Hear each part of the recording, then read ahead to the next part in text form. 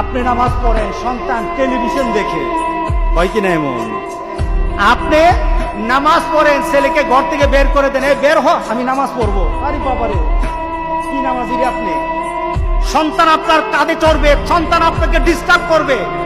এরপরে দেখবেন সন্তান আপনার সাথে সাথে আপনিও সেজদা দেন, সন্তান ল্যাংটা হয়ে আপনার সাথে সেজদা দেন। কি বলেন? হ্যাঁ, আপনি বিড়ি টেনে দেখেন, আপনি বিড়ি টানেন, আপনার 1 বছরের বাচ্চা বিড়ি টানে, সে দেখবেন কিছুক্ষণ পরে কোনদিনের যা পায় এটা টানে। তার মানে কি?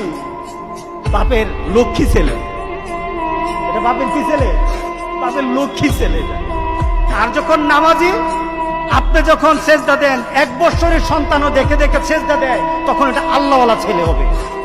এটাই আল্লাহওয়ালা ছেলে হবে। এটাই আমাদের দায়িত্ব। কি বলেন? করা দরকার আছে কিনা বলে? রাসূল সাল্লাল্লাহু আলাইহি সাল্লাম নিজ সন্তান যায়নাব আবুল আসেমের কন্যা উমামাকে রাসূল সাল্লাল্লাহু আলাইহি সাল্লাম কুলি নিয়ে নামাজ পড়তেন।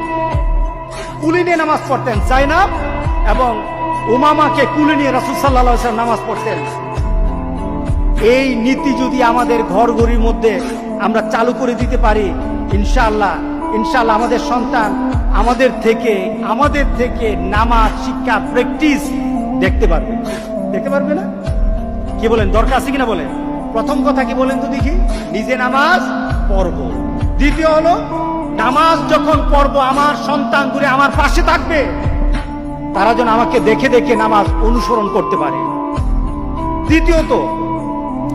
দ্বিতীয় কথা হলো, সন্তান যখন একটু বুঝের হবে, তাকে যখন বুঝানো যাবে, তখন এই সন্তানকে নিয়ে মসজিদে যাব। যখন বুঝাতে পারবো কি এটা মসজিদ, এটা কার ঘর? আল্লাহর ঘর, এখানে কথা বলবো না, আস্তে করে বসে থাকো, হ্যাঁ আমার সাথে নামাজ পড়ো, চুপ করে বসে থাকো, দুষ্টামি করো না।